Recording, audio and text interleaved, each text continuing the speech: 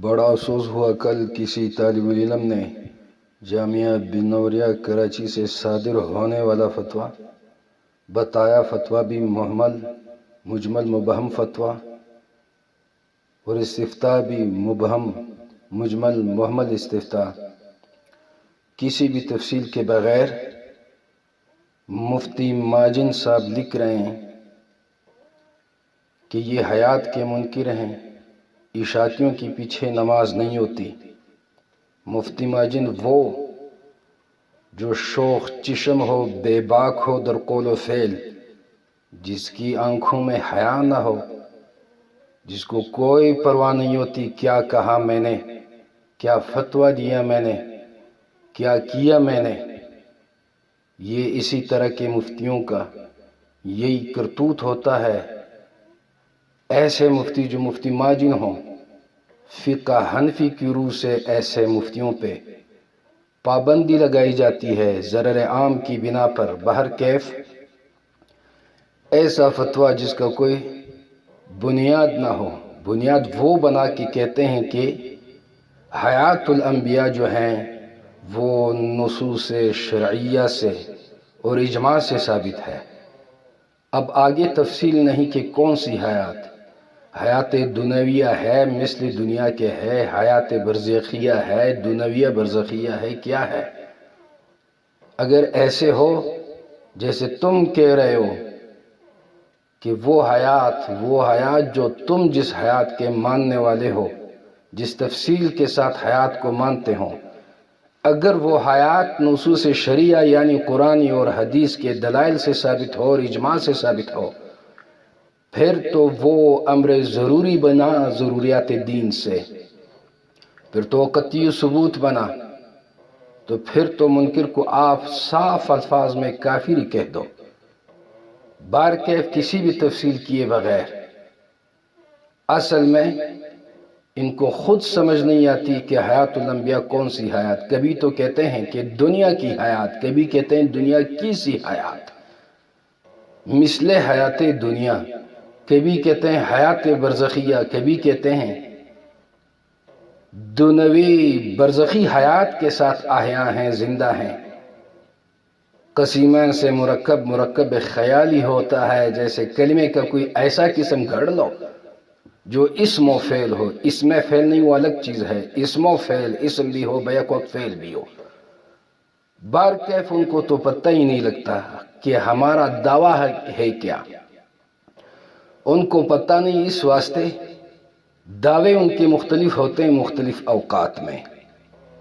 بہر کیف ایسے مفتی جن کو اپنے قول فعل کی کوئی پرواہ نہیں ہو، مفتی ماجن، ان پہ شرعی پابندی لگایا جاتا ہے شریعت کی روح سے، فقہ حنفی کی روح سے۔ یہ وہ مفتیان ہیں جو کشف القبور کے نام سے علم غیب کے قائل ہیں، وہ مفتیان ہیں جو زیارت القبور کے عنوان سے مجاورت عند القبور کے قائل ہیں، مزاروں پہ ڈیرے ڈالنے والے۔ مجاورت اعتکاف کے معنی میں ہو کر عند القبور ہو تو اعتکاف عند القبور، اعتکاف علی القبور ہو کے شرک فی الاعتکاف بن جاتا ہے۔ کرامت کے عنوان سے تصرف بالارادہ، تصرف فوق الاسباب کے قائل ہیں۔ حلالے کے عنوان سے، حلالے کے نام سے نکاح متع کے قائل ہیں۔ وہ متع جو تمہارے حلالے کی بنسبت نکاح صحیح کے اقرب ہے بوجوہ، تمہارا حلالہ متعے کے بنسبت نکاح صحیح سے بیتر ہے۔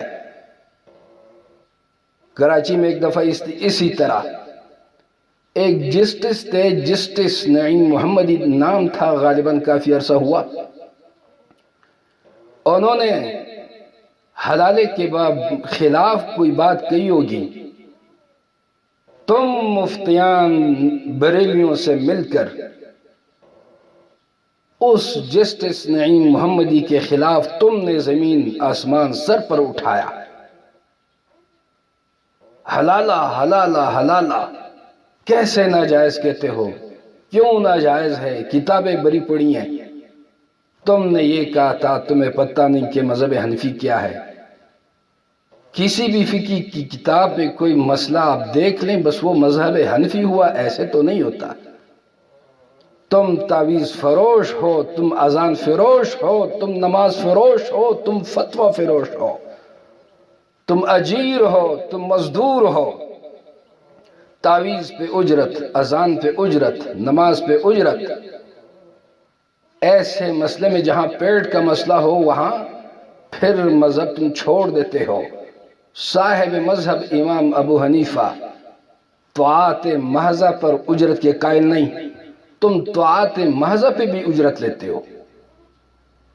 بہر کیف اجیر ہو، مزدور ہو، کرائے کے مفتی و امام ہو، تم نے مزاربت کے نام پہ دنیا کا مال لوٹا۔ مفتیان کا مزاربہ سکینڈل دنیا نے دیکھا، دنیا نے سنا۔ ہمارے بعض احباب، ہمارے بعض دوست کہتے ہیں یہ ہمارے برادران ہیں، ہمارے بھائی ہیں، ہم بھائی سمجھتے ہیں۔ ارے بھائی تو ہیں لیکن تفصیل سے ذرا کہو۔ ہمارے بھائی ہیں برادران یوسف کی طرح، ہمارے بھائی ہیں قابیل کی طرح حابیل کے لیے۔ صفحنا عن بنی ذہل وقلنا القوم اخوانو، اور ان تدفنوا الداء لا نخفه وان تبعثوا الحرب لا نقضي۔ تفسیر کے دورے ختم ہونے دو، ہم آئیں گے، ہم پوچھیں گے، آمنے سامنے پوچھیں گے، انشاءاللہ تمہیں منہ کی کھانی پڑے گی، جیسے پہلے بھی تم نے منہ کی کھائی بھی ہے۔ بہر کیف ان فتووں سے ہمیں کوئی فرق نہیں پڑتا۔ تم ہاتھی کے کان میں پڑے ہوئے سوئے ہو۔ اب پروپیگنڈوں سے اللہ کا یہ لگایا ہوا نور یہ نہیں بجھ سکتا۔ اب تو پوری اسلامی دنیا میں اشاعت التوحید و سنت کا ایک منظم جال بچا ہوا ہے، قرآن اور سنت کے دروس کی شکل میں۔ اب وہ تمہارے الزامات کارگر نہیں ہوتے، کارگر نہیں ہوں گے۔ بہر کیف یہ اب ایک عالمی جماعت ہے، اتنی ہے کہ ایسے فتووں سے ہمیں تو کوئی اثر نہیں پڑتا، لیکن تمہاری بدمزاجی اور تمہاری اگر کہوں کہ خبث باطنی وہ ظاہر ہو جاتی ہے۔ تم قرآن کے مانعین ہو، دروس قرآن کے مانعین ہو، تم توحید کے دشمن ہو، تم سنت کے دشمن ہو، تمہیں شرکیات نظر آتی ہیں، تم چشم پوشی کرتے ہو، بدعات خرافات نظر آتی ہے۔ ہاں تم بس بڑے نر ہو یہ کہو قادیانی کافر، وہ قادیانی جو سرکاری طور پہ ڈکلیئر ہو چکے ہیں، وہ تو بچہ اور ہر بیوہ عورت وہ بھی یہ کہنے کو تیار ہے اور کہہ رہی ہیں تم آؤ۔ وہ جماعتیں جو تھوڑی بہت طاقت میں ہیں یا اکثریت میں ہیں اس ملک میں اور ہیں وہ گمراہ، تم اس کے سامنے کھڑے ہو، وہاں حق تم بیان کرو، پھر پتہ چلے گا تمہارے ایمان کا کتنا ایمان ہے تمہیں۔ بہر کیف سارے مفتیان تو اس طرح نہیں۔ مفتی نظام الدین شاموزی رحمت اللہ علیہ کسی زمانے میں کسی وقت میں جامعہ دارالقرآن لانڈی میں وہ منبر پر بیٹھے ہوئے فرما رہے تھے، اور میں اور ہزاروں کے حساب سے دیگر شرکائے جلسہ سن رہے تھے۔ اللہ کو جواب دینی ہے، قیامت ہے۔ ہم نے ان سے برسر منبر سنا، کہا اس نے کہ میرے علم کے مطابق اس دور میں اگر کوئی مجدد ہے، کوئی مجدد تھا تو وہ شیخ القرآن محمد طاہر رحمہ اللہ تھا۔ مفتی ظہور علی خان رحمت اللہ علیہ، اللہ ان کے قبر کو نور سے بھر دے، بنارس میں جامعہ صدیقیہ میں مفتی رفیع اللہ ان کے دفتر میں ہم بیٹھے ہوئے تھے.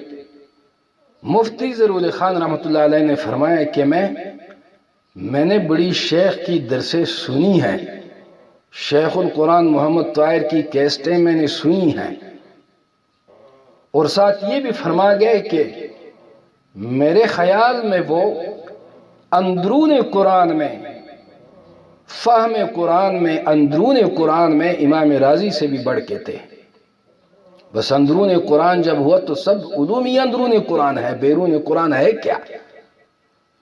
بہر کیف یہ فتنہ و فساد بپا کرنے والے مفتی، اندھیرے تمہیں نظر نہیں آتے؟ جو لوگ قرآن اور سنت کی دعوت دیتے ہیں ان کے پیچھے پڑ جاتے ہو. اب یہ وہ وقت نہیں، اب ہم گزارا کر رہے ہیں. تمہارے ایسے زہریلے فتوے، متعصبانہ فتووں سے وہ معتدل بندے، آپ نے ان کو بھی اپنے ایسے فتووں سے ابھار دیا اپنے خلاف. آپ کو مشکل پڑے گا. بہر کیف اللہ پاک ہم سب کا حامی و ناصر، حافظ محافظ بنے.